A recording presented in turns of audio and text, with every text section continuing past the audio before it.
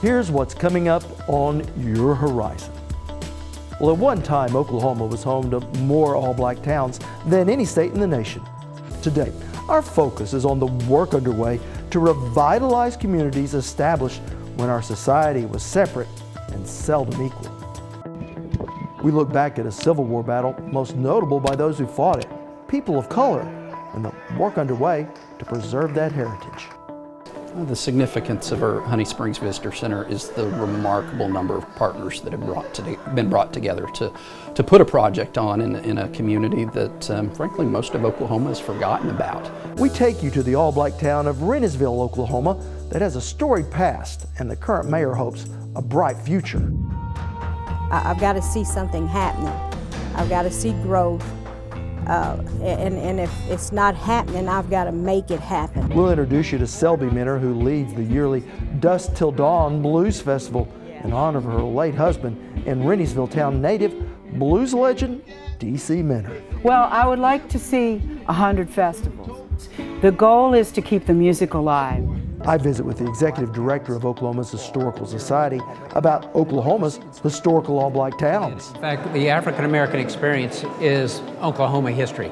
And we end our day in Tulsa to learn how something as simple as a haircut can bring a community together.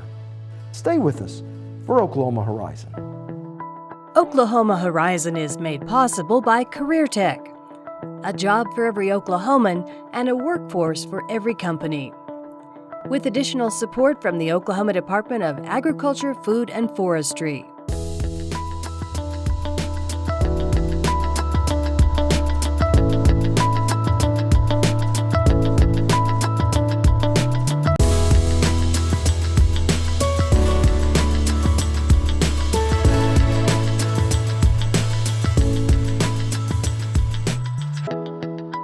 Hello everyone, thanks for joining us here on Horizon. I'm Rob McClendon.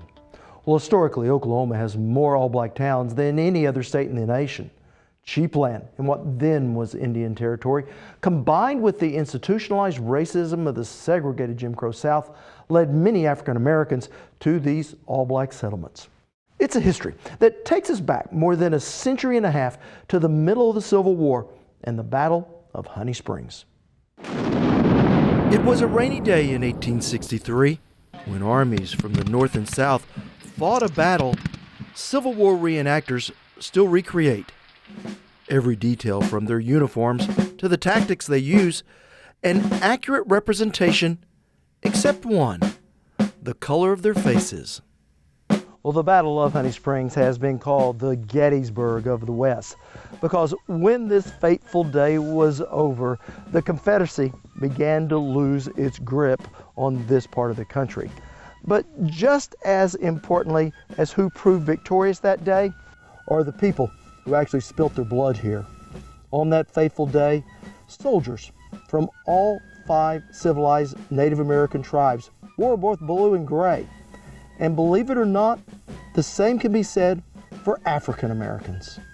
And the story itself is one of diversity. On this battleground, on one day, July 17th, 1863, 2 armies met. With the majority Native American and African American fighting side by side. Bob Blackburn of the Oklahoma Historical Society says it was here the black troops gained the respect of their commanders. He put them in the middle of the Union lines to take the fiercest part of the battle. They were not fighting just for their families and their homes. They were fighting for their very freedom. And history was decided as the smoke cleared, yet never properly recognized until now, opening a new visitor center in a ribbon cutting decades in the making. Well, if you can't get there, you can't participate in anything that goes on there. It was under former Governor David Walters' administration that infrastructure work began to revitalize this long-forgotten battlefield. Tourism activities like this very famous battle at Honey Springs and this wonderful Jazz Hall of Fame at Rentiesville, and all of that gets benefited when roads and bridges make it convenient and easy to get there. That led to a multi-million-dollar public-private partnership. Ryan Mcmullan is Oklahoma's State Director of Rural Development. The significance of our Honey Springs Visitor Center is the remarkable number of partners that have been brought together to put a project on in a community that, frankly, most of Oklahoma has forgotten about, and to be able to build a state-of-the-art visitor center to tell such a compelling part of Oklahoma history. Thanks in great part to financing provided by the Department of Agriculture. Lisa Mensa is USDA's Undersecretary for Rural Development. I think we do our best work in partnership, and most of the facilities that I lead require partnerships. You know, our biggest, I have a portfolio at Rural Development that's over $200 billion, $100 billion of that is in guarantees. So I'm guaranteeing private bank loans to industry, to facilities. And so, my goodness, that is right here in Rentiesville. There's a private local bank that is extending credit to the Friends of Rentiesville for this facility. But it's our government guarantee that supports them. Working to ensure that the sacrifices made on this battlefield by soldiers of color will never be forgotten. And just like the Battle of Honey Springs was a turning point for the war in the West, hopes are the opening of the new Visitor Center will be a turning point for the historic black town of Rentiesville that sits right next door. And that's where we pick up our story when we return. You're watching Oklahoma Horizon with Rob McClendon. Weekly insight into your changing world. Well, just a half-mile west of the Civil War battlefield of Honey Springs is the small rural town of Rentiesville, one of 50 all-black towns in Oklahoma settled between 1865 and 1920. But today, Rentiesville is one of just 13 that still survives, thanks to the townspeople who live there. Rentiesville has been here since 1903. At one point in Rentiesville, there were several mercantile stores. There was a cotton gin. Carnivals came to Rentiesville. The population was really large here. When the Depression came, the family couldn't survive here and they just moved away. And that just left businesses crumbling, people leaving, and it just almost folded the community. I'm Mildred Burkhalter, and I'm mayor of Rentiesville, Oklahoma.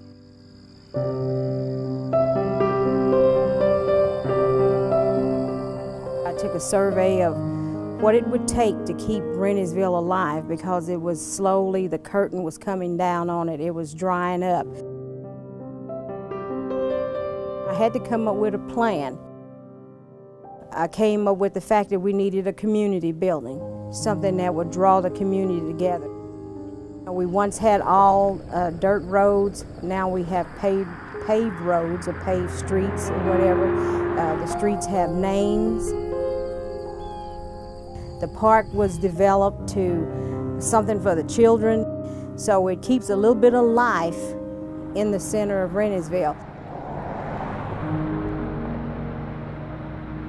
The sign up on the highway says 66, but we're at about 132 people since that last census poll was taken. Noted American historian John Hope Franklin was born in Rentiesville in 1915. Considered the country's preeminent black historian, Franklin is best known for his work From Slavery to Freedom. And it is the history that surrounds Rentiesville that could well determine its future. You can have 100,000 people traveling that road, but not $1 of that money is going to stop in Rentiesville unless you have something to offer to the people. But as the sun sets on this little town each evening, a musical revival often awakes at the Oklahoma Blues Hall of Fame. There's nothing like expressing yourself in the blues art form that allows you to tell your story or perform the music behind someone who has a story to tell.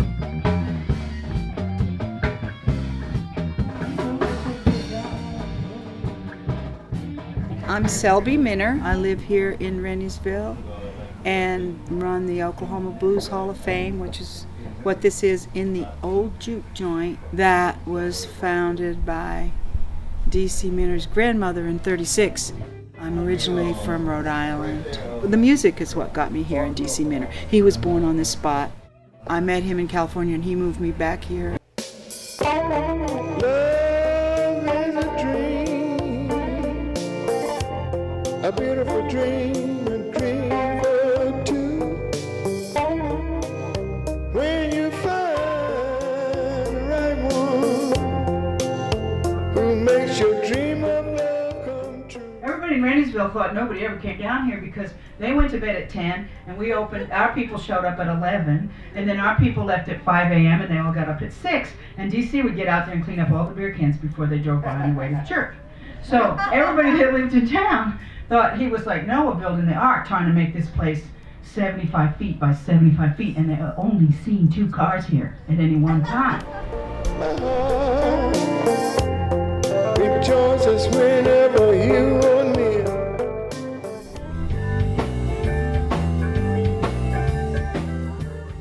Music brings people together, and I've seen that over and over and over again. Chuck Berry, back when he was out there, they had that little yellow line and the white people dancing on one side and the black, it's illegal, and the next thing you know, second song, that little yellow line's gone and everybody's dancing. And that's a lot of what changed this country back in the 60s. A little thing called the Guerrilla Zone. Now I want everybody to get into this one. Little thing me and Bronco wrote together.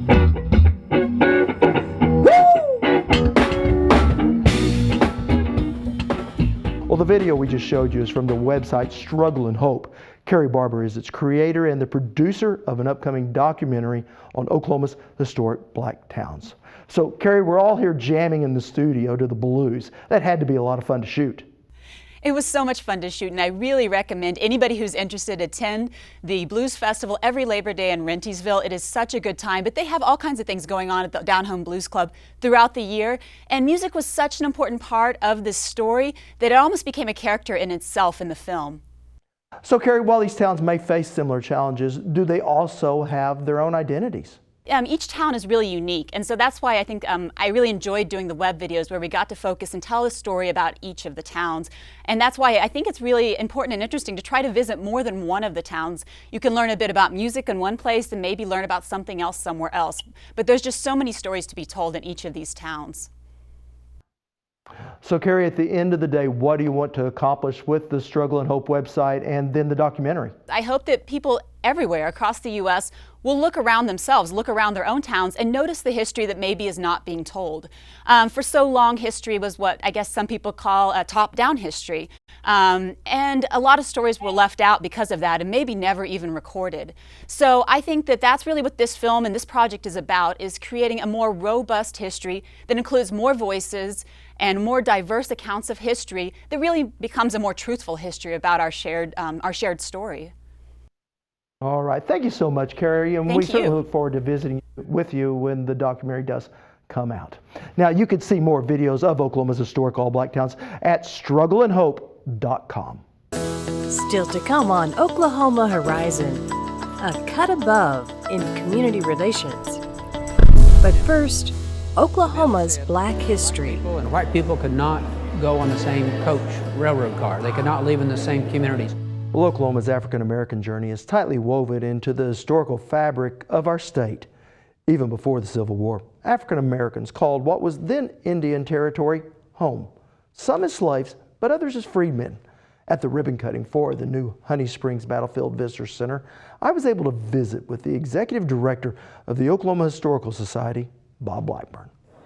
Well, Dr. Blackburn, we're here at Honey Springs Battlefield Park, the new opening of this facility, and it really highlights the importance of our black towns are here in Oklahoma and how they really preceded statehood. It did. In fact, the African-American experience is Oklahoma history. It's a part of it. From the very beginning, it's been part of our history. When the 5 civilized tribes were removed to the Indian Territory, they brought with them their African-American slaves. And so we had slavery here. We had one Choctaw who owned 500 slaves, had several plantations, 2 riverboats plying the Red River. Rich Jovan, a Cherokee planter, had slaves. So slavery was a part of our foundation story. The difference comes is that after the Civil War, when most of the tribes sided with the Confederacy, they were punished. Whereas Congress, coming out of the war, promised African American, now freedmen, that we will help you with 40 acres and a mule, we'll help you become good Americans. They did not keep that promise anywhere except in Oklahoma. And they forced the 5 tribes to treat their former slaves and their children and grandchildren as members of the tribe in terms of land. And so fast forward through the allotment process from 1898 to 1902, and each of the tribes gave a piece of land to their former slaves, their children and grandchildren. And as those people take their farms, most were farmers, then they settled in fresh land and in good watered river valleys. And you put 30 or 40 good farms together, creating wealth, then you can attract a blacksmith, you can attract a school, an attorney, a newspaper, and you have a growth of town. Well, we had over 35 all-black towns that popped out of this historical connection of the former slaves, congressional policy, tribal history. Towns like Rentiesville and Boley and Clearview and Summit, and they go on. Well, those towns prosper because they get their land just as the golden age of American farming is starting in 1898, going to 1918. And as farmers are doing well, they're doing well. Boley gets up to 5,000 people. And it's hosting a big rodeo, and people are coming here. George Washington Carver comes in.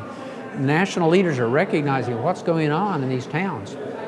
Well, the decline begins as agriculture starts to suffer in the 1920s and 30s. The all-black towns start to lose their population. The Dust Bowl migration that people identify with the western part of the state and John Steinbeck, well, people from these all-black towns who couldn't make a living anymore left and would go to Oklahoma City, to Tulsa, Wichita, California. So what then was the role of the Jim Crow laws? The first Senate bill filed in 1907, we became a state, was a Jim Crow bill. It was to separate the races, to separate a community based on the pigment of your skin, nothing else. Segregation was a cancer on our society, dividing us, fear, hatred, misunderstanding, lack of opportunity. Fast forward to the 1940s, the effect of the Great Depression, the New Deal programs, World War II. Finally, the black community says we've got to pull a brick out of the wall of segregation. A young girl in Chickasha named Ada Lois Scipio, later Fisher, says, I will enroll at the University of Oklahoma School of Law.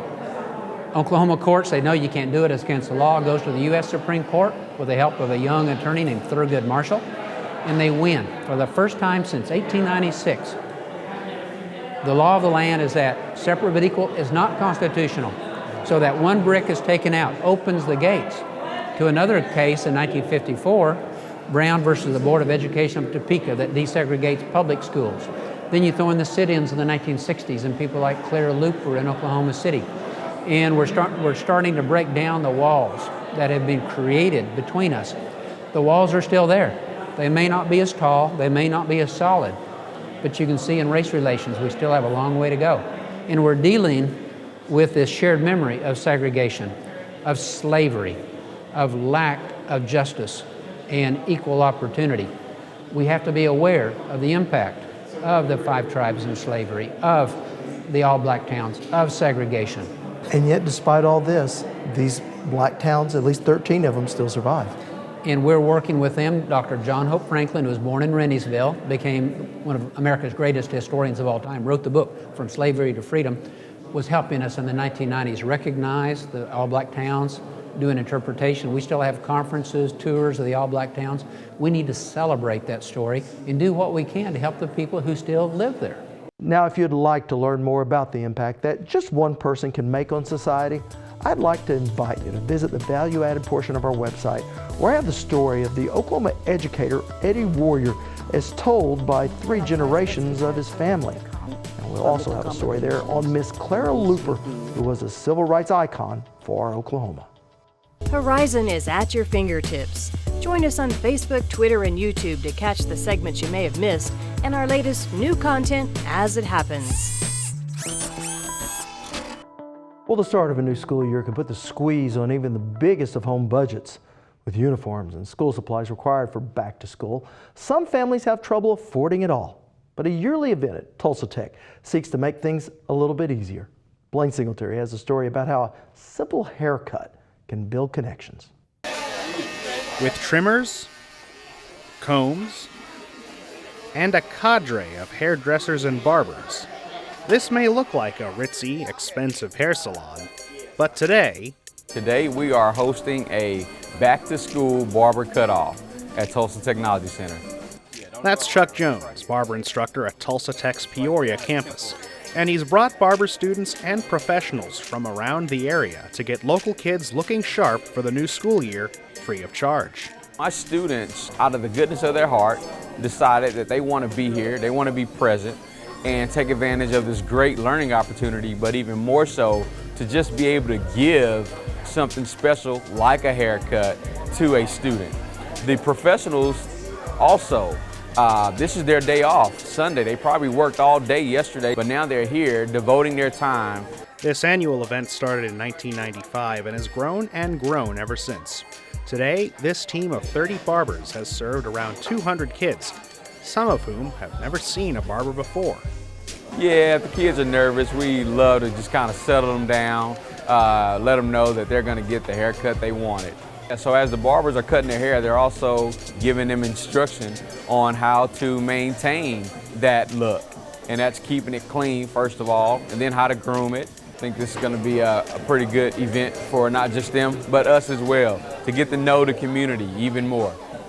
And that's one of the main draws of this event. Through the simple act of giving a haircut, these Tulsa Tech students and administrators are building bridges with the community. Randy Craven is the campus director and says events like these can only benefit their mission at Tulsa Tech. It's an opportunity to help prepare students for a great year moving forward. It's also a great opportunity for us, Tulsa Tech, to partner with our industry colleagues to do a great work in the Tulsa area. While kids are waiting to get their haircuts, other local businesses and organizations have filled the campus halls to set these kids up with school supplies and other things to get them off on the right foot. And for parents like Amanda Hernandez, this can be a huge help. I have 5 children. Their hair grows so quick that, trying to get their haircuts is sometimes a challenge. With this community, it's really important. We have, just so many people that, that they might not be able to afford to, especially with uniforms and supplies and everything else, especially at this time of the year. It's really important. It helps a lot. It also helps the student barbers, as this day simulates an average busy day at the salon. Cosmetology instructor Aubrey Brunger from Tulsa Tech's Broken Arrow campus says it's even helped her learn a thing or two today. It is extremely important. There's only so much you can do on a mannequin, but getting a steady flow of real humans to learn how to cut different hair types, different lengths, different wave patterns, it's extremely important. And let's not forget the benefits that the kids themselves get from this. State Representative Regina Goodwin stopped by, and she tells us a good haircut can help a school kid far beyond their appearance. For one, if you look good, you feel good. And when you have that and you're going into your first day of school, then you're going to be prepared, and we're going to be getting some good grades, and we're going to be representing the best that we can be. But if there's one word that really sums up what these kids are getting out of this, it's confidence. They sit down in the chair looking in a certain way. When they get out of the chair, you see the confidence, you see the smiles. They know they're ready, they're going to be prepared for tomorrow, and they're going to be getting off to a great start. It's a word we kept hearing many times on this eve before the school year, and one that Chuck Jones says gets to the heart of what this day is all about. I think haircuts, styles, I'll just say your image is pretty big. These kids are coming in and they're getting a little bit more confidence today.